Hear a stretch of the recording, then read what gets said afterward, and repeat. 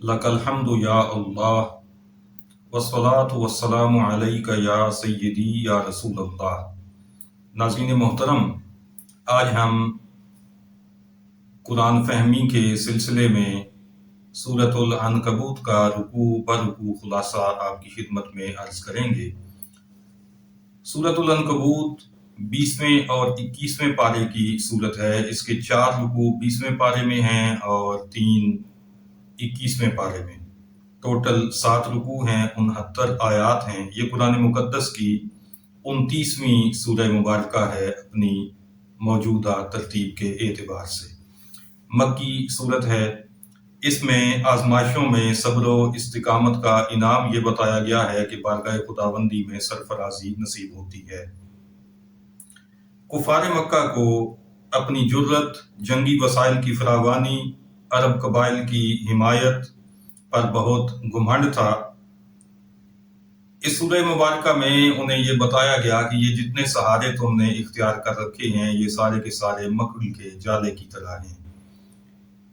توحید کے دلائل بھی اس سورہ مبارکہ میں شامل ہیں، جیسے دیگر مکیہ صورتوں میں توحید کی بات ہوتی ہے اور شرک کی تردید ہوتی ہے۔ مسافران جادہ حق کی حوصلہ افزائی اور قدر افزائی بھی اس سورہ مبارکہ کے مضامین میں سے ایک اہم مضمون ہے۔ ناظرین محترم، سورہ عنکبوت کا پہلا رکوع، یہ 20ویں پارے کا 13واں رکوع ہے۔ اس میں یہ بتایا گیا ہے کہ زبان سے اقرار ایمان پر نجات نہیں ہوگی، بلکہ آزمائشیں آئیں گی جیسے اگلوں کو آزمایا گیا تھا۔ تو اللہ ضرور سچوں کو بھی دیکھے گا اور جھوٹوں کو بھی دیکھے گا، یعنی انہیں ظاہر کر دے گا سب کے سامنے۔ راہ خدا میں کوشش کرنے والا اپنے بھلے کے لیے کوشش کرتا ہے۔ اللہ سارے جہان سے بے پرواہ ہے، اسے کسی کی پرواہ نہیں ہے۔ جو بھلائی کرے گا اپنے لیے کرے گا اور جو برائی کرے گا وہ اپنے نقصان کے لیے کرے گا۔ والدین سے بھلائی کی تاکید کی گئی ہے، مگر یہ بھی ساتھ بتایا گیا ہے کہ اگر وہ شرک کے لیے مجبور کریں تو پھر ان کی بات نہ مانی جائے۔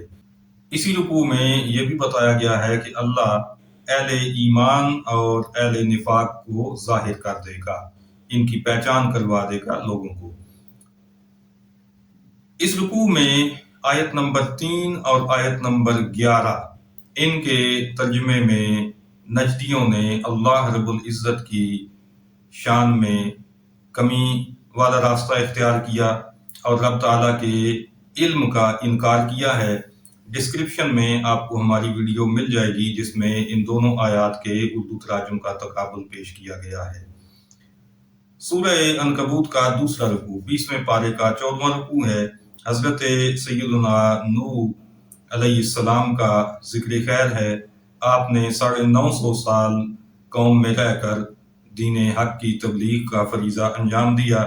قوم کے لوگوں نے ظلم کرنا نہ چھوڑا اور حق کی راہ نہ اپنائی تو طوفان نے انہیں غرق کر دیا۔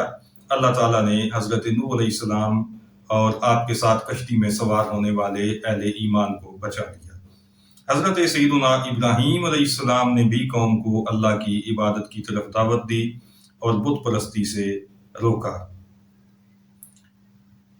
اس رکوع میں یہ بھی بتایا گیا کہ منکرین حق کا انجام یہ ہوگا کہ اللہ کے سوا کوئی ان کا کام بنانے والا بھی نہیں ہوگا اور کوئی ان کا مددگار بھی نہیں ہوگا۔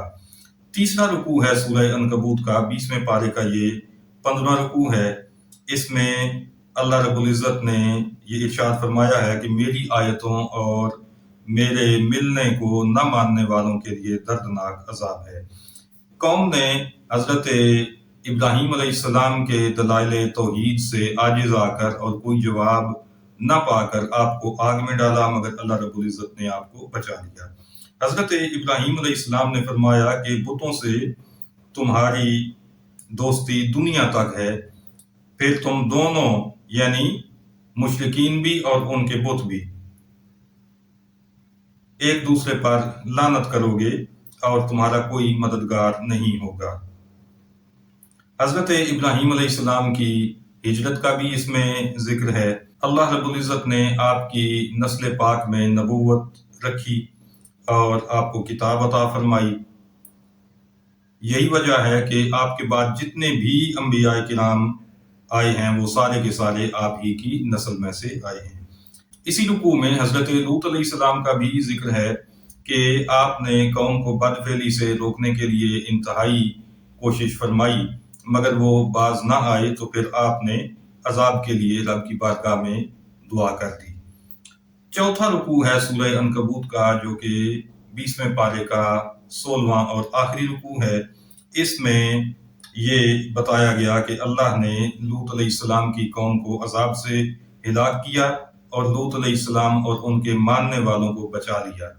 آپ کے گھرانے میں سے سب لوگ جو اہل ایمان تھے وہ بچا لیے گئے، سوائے آپ کی ایک زوجہ کے جو آپ پر ایمان نہ لائی تھی۔ مدین والوں کی جانب حضرت شعیب علیہ السلام کی بعثت کا تذکرہ ہے۔ انہوں نے بھی قوم کو توحید کی دعوت دی، قوم نے نافرمانی کی تو زلزلے سے ہلاک ہوئی۔ عاد و سمود کی ہلاکت، قارون، فرعون، حامان کی ہلاکت کا اس رکوع میں تذکرہ ہے۔ کسی کو پتھراؤ سے ہلاک کیا گیا، کسی کو چنگاڑ سے مارا گیا اور کسی کو ڈبو کر، کسی کو دسا کر۔ مختلف قسم کے عذاب مختلف قوموں پر آتے رہے۔ جن لوگوں نے اللہ کے سوا اور مالک بنا لیے، ان کی مثال مکڑی سے دی گئی ہے کہ اس کا گھر سب گھروں سے کمزور گھر ہوتا ہے۔ یہاں سے 21واں پارہ شروع ہوتا ہے۔ سورہ عنکبوت کا 5واں رکوع ہے، جو کہ 21ویں پارے کا پہلا رکوع ہے۔ اس میں ارشاد فرمایا گیا کہ تلاوت کرو اور نماز پڑھو۔ نماز کے بارے میں بتایا گیا ان الصلاۃ تنہی عن الفحشاء والمنکر، نماز برائیوں سے، بے حیائی سے، برے کاموں سے روکتی ہے۔ ناظرین محترم، ہم دیکھتے ہیں کہ ہمارے معاشرے میں بہت سارے لوگ 5 وقت کے نمازی ہوتے ہیں، بڑی پابندی سے، بڑی باقاعدگی سے اپنی نمازیں ادا کرتے ہیں، لیکن پھر بھی برائیوں سے اپنا دامن نہیں بچا پاتے۔ فحش گوئی اور لڑائی جھگڑے، حسد، غیبت، چغل خوری، جھوٹ، کم تولنا، یہ ساری برائیاں ان کے اندر موجود رہتی ہیں اور نمازیں بھی باقاعدگی سے ادا کرتے چلے جاتے ہیں۔ اس کی وجہ کیا ہے؟ ناظرین محترم، اس کی بہت ساری وجوہات ہیں، جن میں سے ایک بڑی وجہ یہ بھی ہے کہ ہم نے کبھی نماز کے الفاظ کی درست ادائیگی پر بھی توجہ نہیں دی۔ نماز کی صحیح ادائیگی کے لیے تجوید کا سیکھنا ہر مسلمان پر فرض ہے۔ کم از کم اتنی تجوید سیکھ لینا ہر مسلمان پر فرض ہے کہ وہ ایک جیسی آوازوں والے حروف میں امتیاز کر سکے۔ اگر سین کی جگہ سواد پڑے گا، سواد کی جگہ سا پڑے گا، اسی طرح سے زے کی جگہ زوا پڑے گا، زال کی جگہ کچھ اور پڑے گا، تو الفاظ کے معنی بدل جائیں گے، اور جب الفاظ کے معنی ہی بدل گئے، مفہوم ہی بدل گیا، تو وہ نماز قبول کیسے ہوگی؟ جب نماز قبول ہی نہیں ہے تو پھر وہ برائیوں اور بے حیائی سے روکے گی کیسے؟ اس لیے ہمیں اس معاملے میں بہت توجہ دینے کی ضرورت ہے۔ نماز کے الفاظ کی درست ادائیگی سیکھنے کے لیے ہر مسلمان کو کوشاں رہنا چاہیے اور اپنے قریبی علماء کرام کے پاس حاضر ہو کر اپنی نمازیں درست کرنی چاہیے۔ اس کے ساتھ ساتھ ہر مسلمان پر یہ بھی فرض ہے کہ وہ نماز کے ارکان کو اچھے طریقے سے سیکھے۔ اسے معلوم ہونا چاہیے کہ نماز میں کون کون سی باتیں فرض ہیں، کون سی واجب ہیں، کون سی سنت ہیں اور کون سی مستحب ہیں، تاکہ اگر نماز میں کوئی غلطی ہو جائے تو اسے معلوم ہو کہ اس کو درست کیسے کرنا ہے۔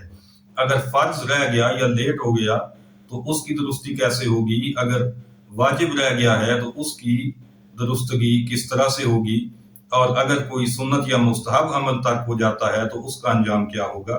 ان ساری چیزوں کو سیکھے بغیر نماز کی درست ادائیگی بالکل ناممکن ہے، اور یہی وجہ ہے کہ نمازوں میں ہمارے یہاں اثر نہیں آتا۔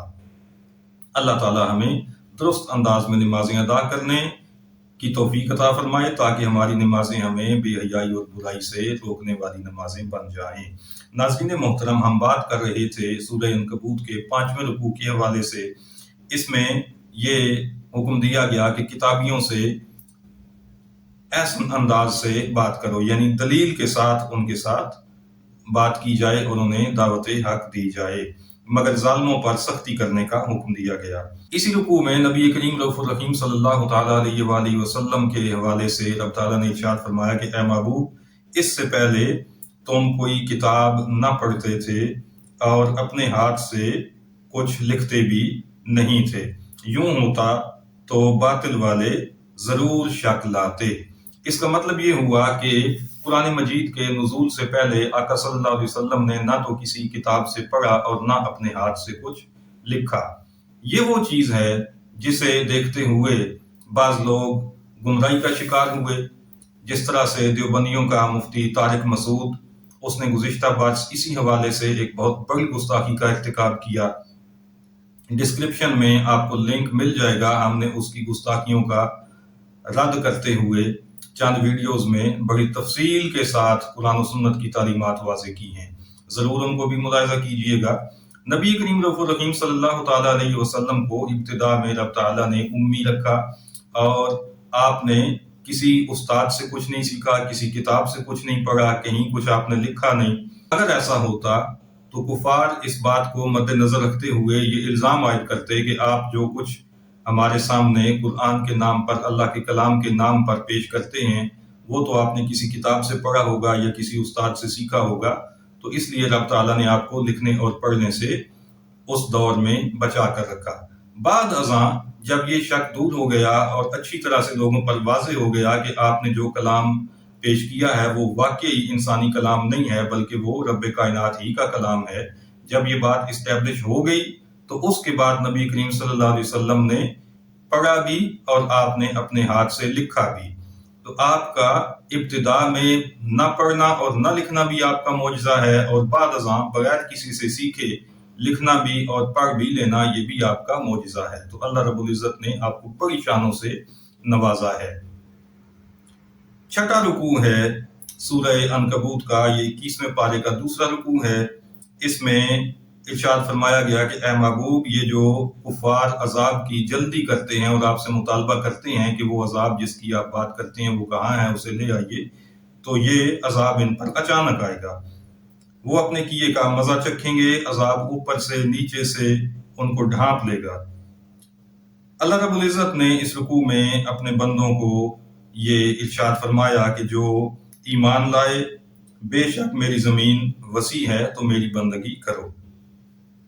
अहले ईमान और अमले साले वालों का ठिकाना जन्नत बताया गया, जिसके नीचे नहरें रवां हैं और वो उसमें हमेशा रहेंगे। जमीनों आसमान शम्सो कमर अल्लाह ने बनाए, तो फिर उसे लोग क्यों नहीं मानते? बारिश भी वही बरसाता है, मुर्दा जमीन को जिंदा करता है। तो इन बातों को देखते हुए अक्ल को इस्तेमाल करना चाहिए और अल्लाह की वादनीयत को तस्लीम करना चाहिए। आखिरी रुकू है सूरह अनकबूत का 7वां रुकू। ये 21वें पारे का तीसरा रुकू है। इसमें बताया गया कि दुनिया तो खेल कूद है, सच्ची जिंदगी आखिरत की जिंदगी है। कुफार का वतीरा ये बताया गया कि जब वो कश्ती में होते हैं और तूफान आ जाता है तो वहां अल्लाह को पुकारते हैं, और जब वहां से उन्हें बचा लिया जाता है तो फिर शिर्क करने लग जाते हैं। शहर मक्का को शहर अमन बनाने का इसमें जिक्र है। इर्द गिर्द वाले उचक लिए जाते हैं, नुकसान उठाते हैं, मगर ये शहर अल्लाह रब्बुल इज़्ज़त ने अमन वाला शहर बनाया है। इसी रुकू में ये भी बताया गया कि अल्लाह पर झूठ बांधने वाले से बढ़कर कोई जालिम नहीं है। काफिरों का ठिकाना जहन्नुम बताया गया है, और ये इरशाद फरमाया गया कि अल्लाह नेकों के साथ है। नाज़रीन मोहतरम, मुख्तसर अल्फाज में रुकू ब रुकू खुलासा सूरह अनकबूत का आपने समाअत किया है। दुआ कीजिए अल्लाह रब्बुल इज़्ज़त कुरान मजीद को दुरुस्त तौर पर समझने और उस पर अमल पैरा होने की तौफीक